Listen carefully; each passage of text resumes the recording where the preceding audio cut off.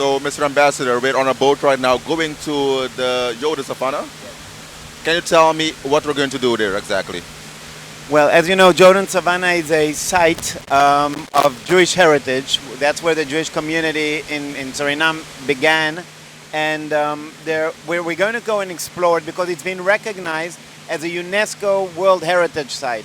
So I brought some donations for the museum, but I don't know if you're aware of this, we had an archaeological delegation coming from Israel a few months ago that gave proof to the fact they gave confirmation to the site, and this was recognized in a summit in Saudi Arabia in Riyadh by UNESCO as a World Heritage Site.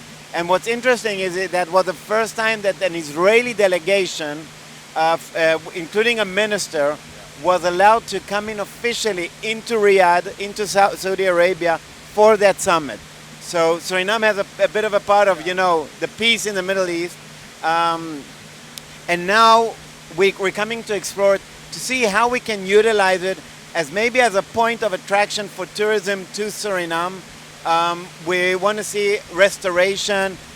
Maybe we can support, in coordination with other organizations, support the renovation of the site and help attract more tourists to come to Suriname.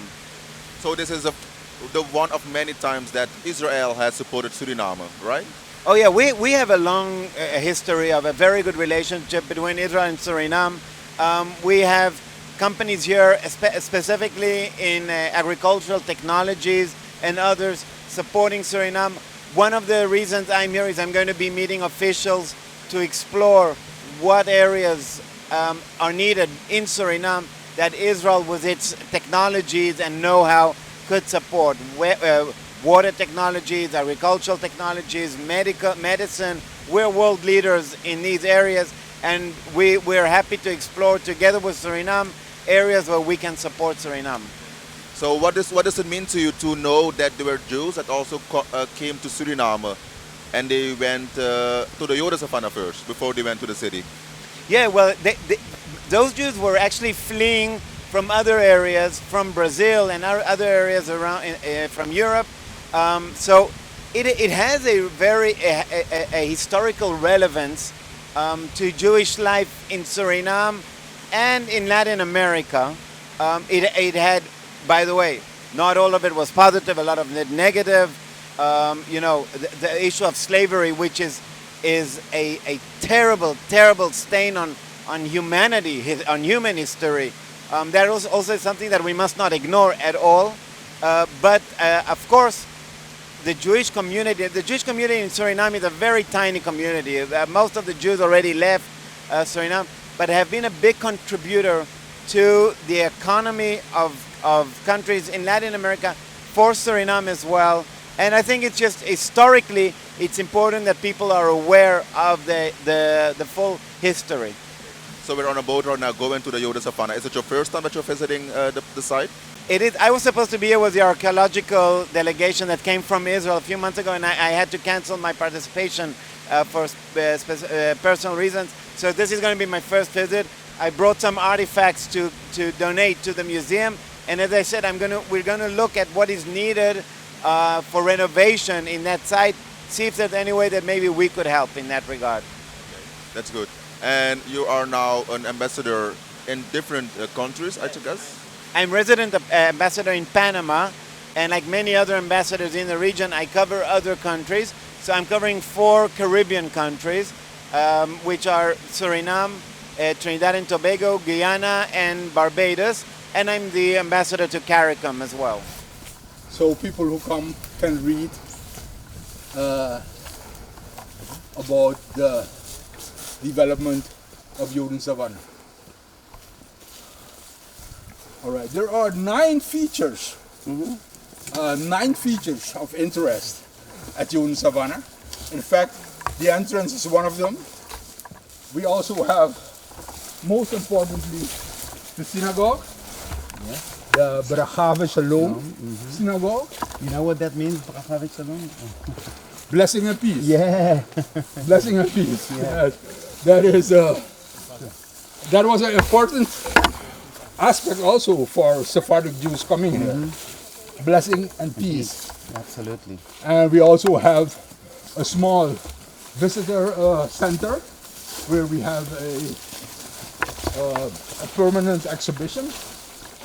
And we have the Jewish cemetery, we have the African cemetery, and we have the cordon pie. A total of nine items. We will go there to hand you, want to hand you some. But one of the interesting things, if you stand here, the first photo you see is from a family called Fernandez. Oh, the Fernandez. I'm sure you know that name. Yes. Well, I read about them. Yeah. Okay, he is Fernandez.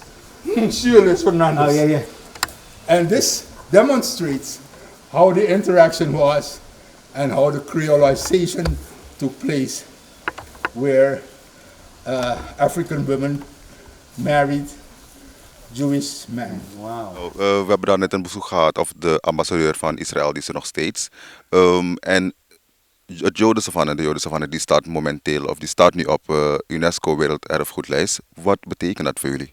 Nou, dat is natuurlijk heel erg bijzonder, niet voor ons alleen, maar voor heel Suriname. We hebben plaatsing op de Werelderfgoedlijst van de UNESCO.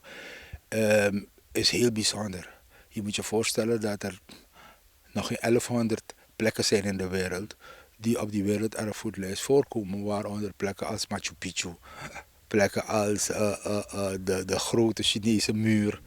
En er is geen rangschikking. Je bent op die lijst en dat vinden we bijzonder. Het is heel erg bijzonder dat we op die lijst zijn. Het is de derde site van Suriname. En je moet je voorstellen dat wanneer je gaat door een heel lang proces. Je moet voldoen aan heel wat voorwaarden. Dus zijn operational guidelines waar je aan moet voldoen. We zijn 25 jaar bezig geweest als vrijwilligers om dit voor te bereiden voor de Werelderfgoedlijst. We zijn erg blij dat het is gebeurd. En voor Suriname betekent het dus als klein land dat we in de eerste plaats oog hebben voor ons erfgoed. Dat we ons erfgoed conserveren. En ik zei al, het is de derde site. We hebben de binnenstad van Paramaribo, we hebben het CSNR, het Centraal Suriname Natuurreservaat en nu ook dus Jodensavanne. En het betekent voor de omliggende inheemse dorpen en Powaka, helemaal Powaka, maar vooral Redidoti, Pierre Kondre, Kasipora en ook die plantages aan de overkant, noem maar Ayo en Carolina. Betekent het dus dat deze kunnen meedoen en kunnen genieten, als het ware, van Jodensavanne. Want Jodensavanne als werelderfgoedplaats, plek, site, gaat aantrekken, gaat mensen aantrekken, gaat toeristen aantrekken. En een bezoek aan Jodensavanne duurt maximaal 2,5 uur, dan heb je alles gezien. Maar daarna moeten dus de dorpen in de omgeving, die moeten dus dan erop inspelen en recreatieve zaken in place zetten, zodat de mensen die hier komen ook nog kunnen zwemmen, kunnen recreëren, kunnen chillen, kunnen inheemse voeding kunnen eten, ananas kunnen gebruiken. Dat is precies wat er dus moet gebeuren. En dat is de bijzondere waarde ook van Jodensavanne. We zien het, ik zie het vooral, als een mogelijkheid voor duurzame ontwikkeling. Je hebt een katalysator, je hebt een kern, en dat is Jodensavanne. En daarnaast kunnen allerlei andere mensen die in de omgeving wonen, kunnen daar gebruik van maken. So this was completely bricked, and you see the small columns over here. They were much higher, and the oven was on top of it, and it was connected into the wall. And inside you had the mouth of the oven, and the furnace where the actual cooking was done was located here. We liepen dan net door verschillende sites en ik zie ook dat er momenteel nog onderzoekingen bezig zijn. Hoe ver zijn jullie op dit moment? Of wat hebben jullie allemaal ontdekt? Nou, er is heel veel. Je zult straks even kijken nog.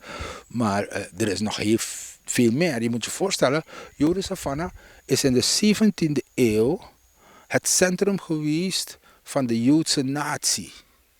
En die Joodse natie, dus hier had je eigenlijk een staat in een staat. Hè? De Joden, Sephardische Joden, kwamen uit Spanje en Portugal. Via Amsterdam zijn ze hier naartoe gekomen. En die vormden een staat. En dit was geen plantage, dit was het centrum van hun. Dus hier hadden ze die synagoge. En die synagoge was bijzonder. Maar behalve die synagoge, begraafplaatsen, allerlei. Er was een slagerij hier, er was een bibliotheek, er was een archief. Er waren allerlei andere zaken die je in een normaal dorp ook hebt, had je hier. En er woonden een aantal 100 mensen woonden hier. En waren mensen die heel rijk waren, maar je had ook wat anderen met gemiddelde inkomens. En die hebben hier in de omgeving van die synagoge, laten we zeggen rondom die synagoge, gewoond. En op een gegeven moment zijn 5 woningen, 5 van die grote huizen, zijn verbrand in 1832, hetzelfde jaar als de grote brand in de stad. En wij zijn dus begonnen met het opgraven, het excaveren, archeologisch, van deze gebouwen. En er zijn heel wat interessante dingen gevonden, heel wat interessante dingen. We hebben het voor het publiek ook zichtbaar gemaakt. Daarom hebben we een groot bord gemaakt waarin het publiek en de bezoekers kunnen lezen en kunnen zien wat er allemaal gevonden is. En de interpretatie, want dat is belangrijk, de interpretatie daarvan kan men ook lezen.